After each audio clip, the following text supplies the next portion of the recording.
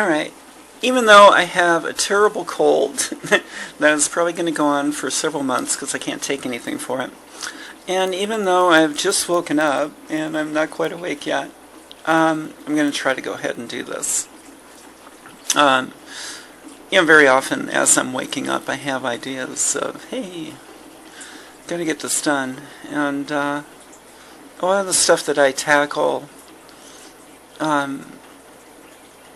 during days is things that came to me when I was waking up. So, a lot of these audiobooks that I record are really with my first cup of coffee, and I have just taken the first sip of my first cup of coffee for the morning. But I want to talk about something that I wrote an article on probably over 3 years ago, saying that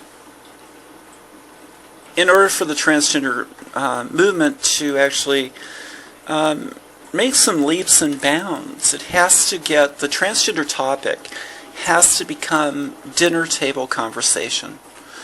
I think that, if you're too young, if you're not pre-internet, you missed out on the other two real civil rights movements. Now, the civil rights movement led by Martin Luther King Jr. That movement during that time made tremendous leaps in a very short amount of time. Was there a lot of turmoil? Of course. But why did it make such leaps? It was not so much due to the fact that it was making headlines, although those headlines were the catalyst. It was that it became dinner table conversation. All across America, people were discussing the virtues and the positives and negatives of desegregating America. And around dinner tables across America, lines were kind of drawn, but these things were discussed. This became dinner table conversation.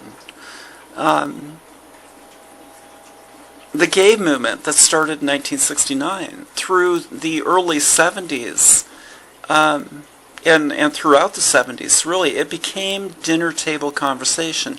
Now, why do I know this? Because, during both of those things, I was a little kid sitting at the dinner table, and I know what the conversations were. But it wasn't just at our dinner table. It was at dinner tables across America that these conversations were happening. And so for the for the movement for racial equality, it wasn't as if these were new ideas. It was just that by bringing it to that level of dinner table conversation, the movement leapt forward, leaps and bounds. Are there still issues? Of course there are. But it moved forward leaps and bounds. And people actually started talking about it openly. It was not a secret. It wasn't that dirty little secret that you just didn't talk about. It was actually discussed. And by openly discussing the topic, then, like I said, sides were drawn. But then sides were drawn. It wasn't just that, I'm black, so I'm for this. No, it was, I'm white and I'm for this. We've had this conversation around the dinner table. And, this person in my family, no, they're totally against. And I've changed my mind now. I am for. And this is how it kind of hashes out. The gay movement was the same way. It really was. It was, the reason it started making more progress is because it was discussed further. Was it a long, hard fight? Of course. To get marriage equality passed, was that a difficult fight? Of course, it was a very long fight. But what actually, in the end, kind of took it over the top? It was those dinner table conversations. People were discussing the positives and negatives of same-sex couples being allowed to marry. And sides were drawn. And as those discussions started happening, and were taken out of the closet, taken out of the shadows, and actually discussed, that's where the momentum of that movement started. And we started seeing, as things were put forward for legislation, fail, but each time getting closer and closer, because those conversations were happening. And I guarantee it wasn't, marriage equality did not pass because, finally enough gay people voted for it. No, I'm sorry, there's only about 10% of the population is gay. So it doesn't matter if every gay person voted for a piece of legislation to protect gay rights. It isn't going to make that change. It required people who were not gay to understand and be supportive. And that's what it took.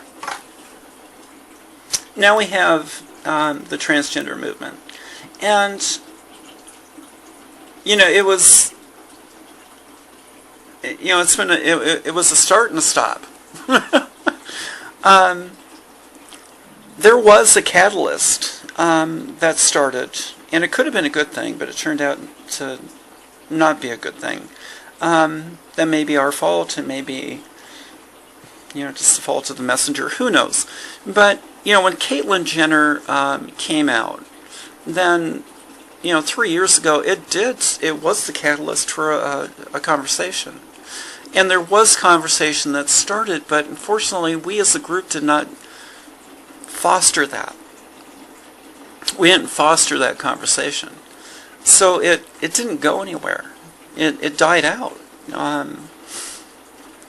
And then as a group, we weren't real supportive of Caitlyn. I know I wasn't. It was like, whatever, Caitlyn. You have this big, huge platform of a TV show, but what are you saying? You have nothing to say. You're still trying to figure yourself out. So, being a spokesperson for us, she just didn't have that capability. And there really was, this is what I saw within the transgender community. We just kind of turned our back on her.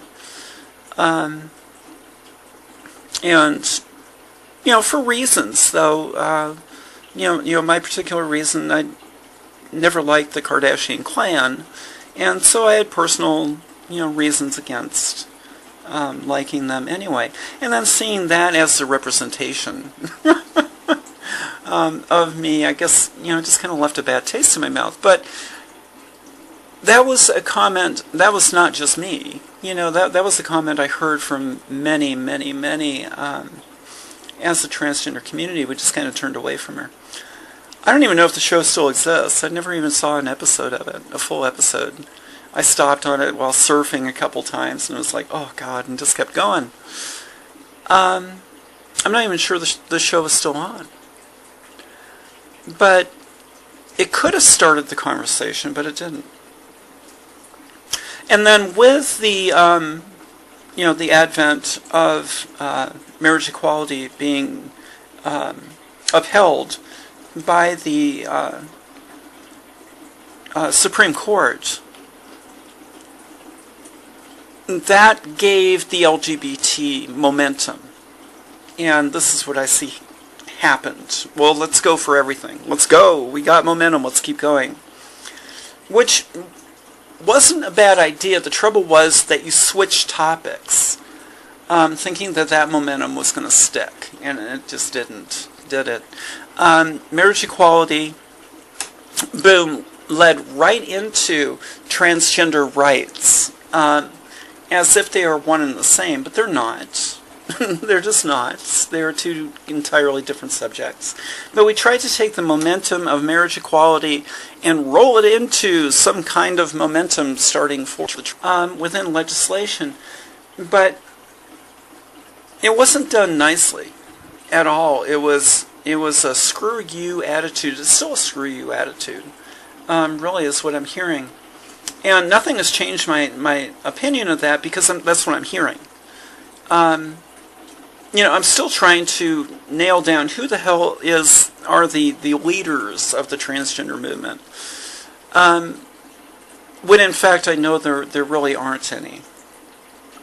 There's 501c here, there, and everywhere across the United States, but none of them are interconnected. None of them talk to each other.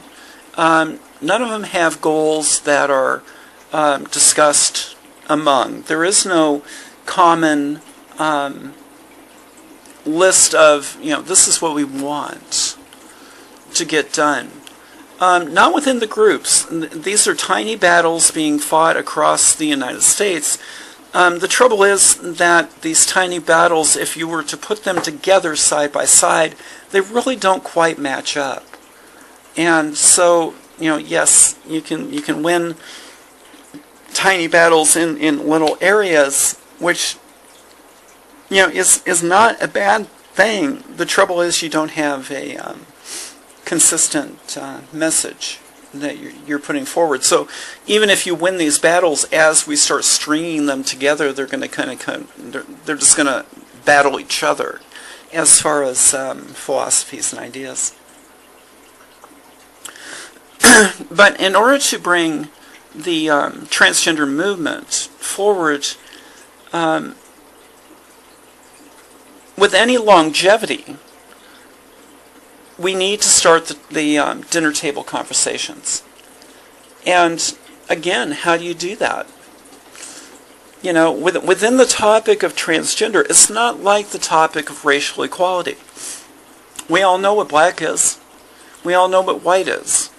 There was enough information to have the conversations. Even the uninformed conversations, there was enough information there initially.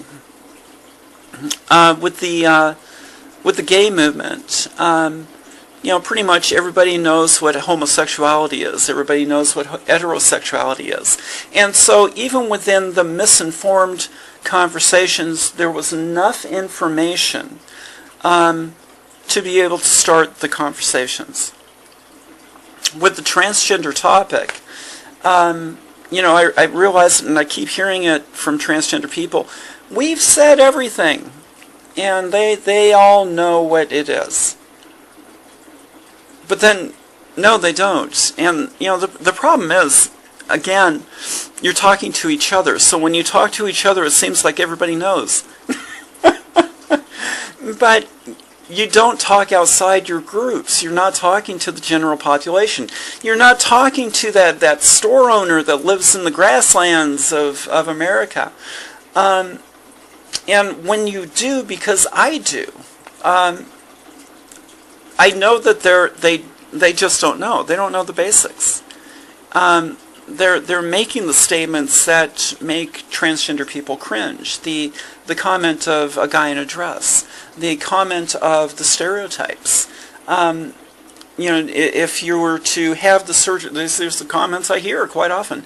They're like the bullet points on the other side that we tend to not, for some reason, the transgender community loves to ignore anything said by the other side of the conversation. But a very common comment is that if you were to have the surgery, the only job you're suitable for is prostitution or pornography. So, you can say they know everything and we don't need to do anything. We just need to get out the torches and pitchforks and go be angry, and that will bring us over the top. But the fact of the matter is, you got to do it the same way. You got to look at actually what has worked in the past. And what has worked in the past is starting that dinner table conversation. And so what that means is that you need dinner tables across America that are surrounded, and everybody in that chair is cisgender and has no horse in the race, but yet they're having this conversation about should transgender people have rights, protections, all that good stuff. Now, if we want them to have that conversation, don't you want them to have good information to actually have that conversation with? And again, this is what goes back to what I'm talking about. There's a lot of anger, there's a lot of frustration, there's a lot of want by certain transgender groups to go get things done. The trouble is you don't have a strategy. Your strategy is I'm mad. And I've had just recently conversations with leaders of these tiny little groups that I talked about across America, who are very angry at me for even speaking, as if I don't have a right to do so. Now, the fact of the matter is, of course, this is their 501c. This is money they've received from whoever. And they have every right to do with it as they please. Now, what they're mad at me for is suggesting to them, this is what you really should do with your money, rather than spinning your wheels and having goals that are not supportable, or just not having goals. I'm still trying to get answers from many of these groups, or whoever is calling themselves leader. What is your goal? What is your mission? What is your list of things that you want to get done? I still can't get good answers on that. What is your legal definition of transgender that you're going forward with? Because we kind of need to know that. And, the last person I talked to gave it an extremely narrow definition, and it had to do with people who had already had SRS. And I'm thinking, well, if you've already had SRS, then according to what you're telling me, everything in life should be good for you. And what more is it you want? But obviously that didn't fix everything for you. But this very narrow definition, but it's not stated. Within any of these pieces of legislation, I have yet to see a definition of transgender. I have yet to see something spelled out within a piece of legislation that, hey, this is who it covers, and these are the parameters, and here's the guidelines of who this actually covers, rather than just stating it protects transgender people. Well, you know what? Again, going back to vocabulary, the original definition of transgender, which is something none of us really use anymore, it was originally just an umbrella term. And anybody familiar with the topic knows what the original definition of transgender was. A word with no meaning, a word without definition. The definition of transgender was an umbrella term that covered any vast array of gender variances. That was it. That was the definition of transgender. Now, if you try to go forward with legislation based on that, oh my God, who does that cover? Well, basically everybody under the sun. It sounds like a good thing, but within legislation, you're asking for specifics, and that gives none. And so now we have this, we've moved into this history now of presumed definitions. We're presuming people are thinking of being transgender as someone who is living full-time within a gender, either male or female, has sought medical treatment, yada, yada, yada. But again, we're not placing into that legislation any kind of definition or any kind of parameter. Because you know what? The transgender community is rather broad. It covers some spectrum, just as the umbrella term did with any gender variance. And so, it's all well and good and it's fine, but again, when you're putting forward legislation, you have to place within it, this is what the definition is for transgender that we're using within this legislation. it's really kind of necessary. It's really kind of needed. Because you know why? It's kind of hard to have a discussion about transgender if you don't know what the hell transgender is. It really is. And the conversation cannot just be transgender people talking. Because again, marriage equality passed not because every homosexual got up off the couch and finally voted. No, that's not why it passed. It was because people who were not homosexual had the dinner table conversations. They sorted out in their mind. They wrapped their head around, gee, this isn't going to hurt anybody. It's not a bad thing. But they had to have that dinner table conversation to come to that term. And then they went forward and started supporting it.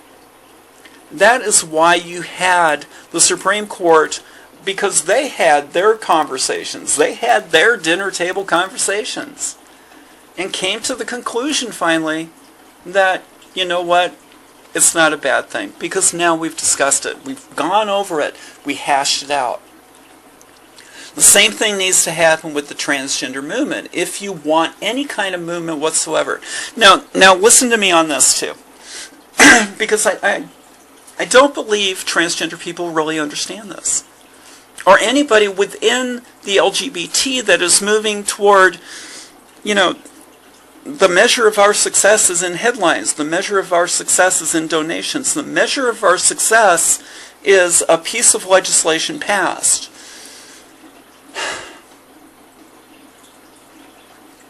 I disagree with that premise that the measure of success is based on that.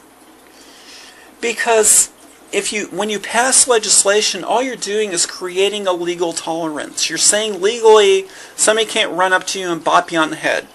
But it doesn't mean that they don't want to bop you on the head. It just means that we've passed a piece of legislation saying it's illegal. We haven't changed their opinion. We haven't changed their attitude. We haven't changed society. And so those legislations that may protect you in a court of law give you some kind of legal protection, legal recourse. Well, it didn't do anything to actually change society. And isn't that really what you want? You want people to actually understand you. You want people to stop being assholes. Well, passing legislation doesn't stop someone from being an ass. The Civil Rights Amendment didn't stop people from being bigots. There are still bigots out there. There's still people that hate black people. But what it did was it gave legal recourse. Where they got societal change, though, was by talking. It was by educating. It was by having those discussions. That's where the social change happened. And so, we got something legal back in 1964. But that didn't change people being assholes. It actually just kind of heightened it. And it wasn't until the conversation started, and lots of conversations, to where now, hopefully the majority are not bigots in our society anymore.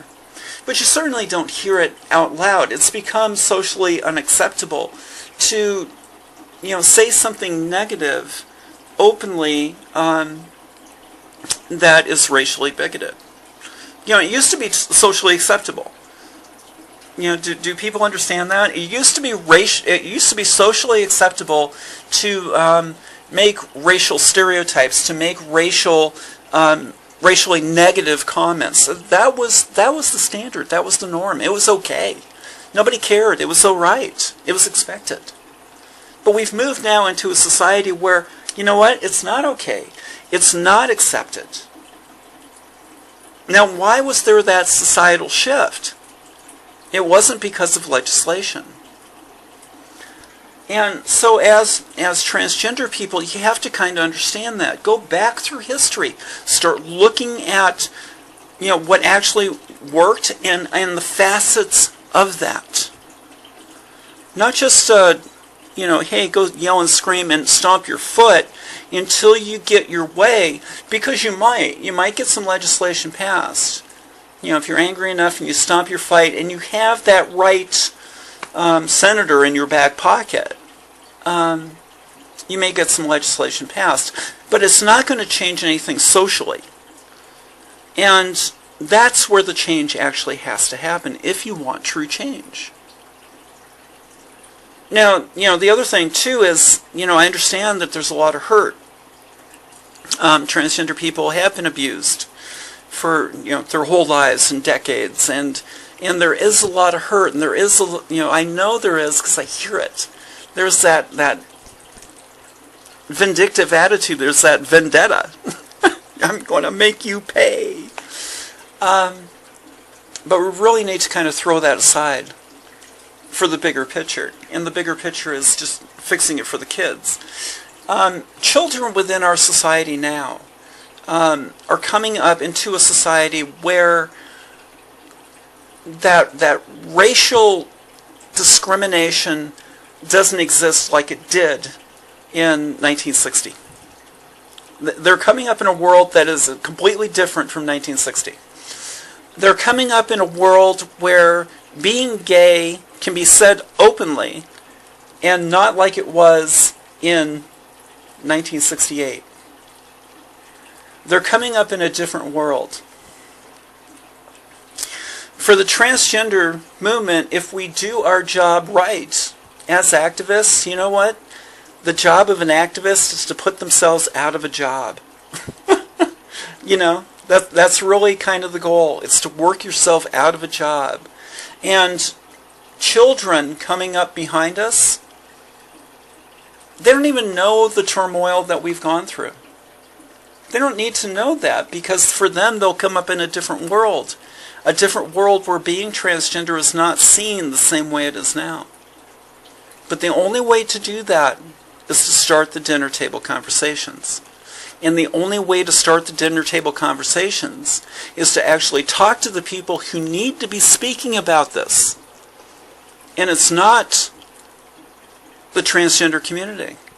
It's not the LGBT specifically, though we have to speak also. It's the cisgender community who doesn't have a horse in the race. They don't have a daughter or son or a father or mother or a sister or cousin or grandfather or friend who is transgender. They don't have a horse in the race, but they're still discussing it. That conversation needs to happen. And then you will have true social change. And with the social change, of course, comes legislation.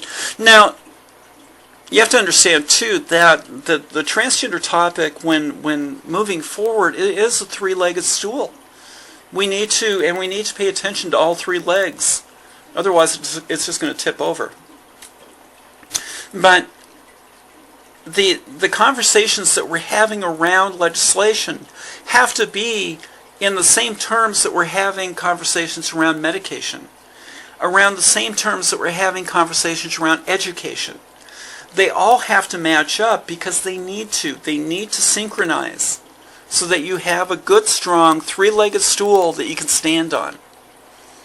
Because right now we don't have that. We really don't. We don't have a three-legged stool we can stand on. And when going after legislation, while ignoring the needs of education, while ignoring what we're saying within medication, you're not creating something that's going to stand. And I think I'll just leave it. I'll end up with that metaphor, the three-legged stool that needs three strong legs, and that really needs to be something we're shooting for.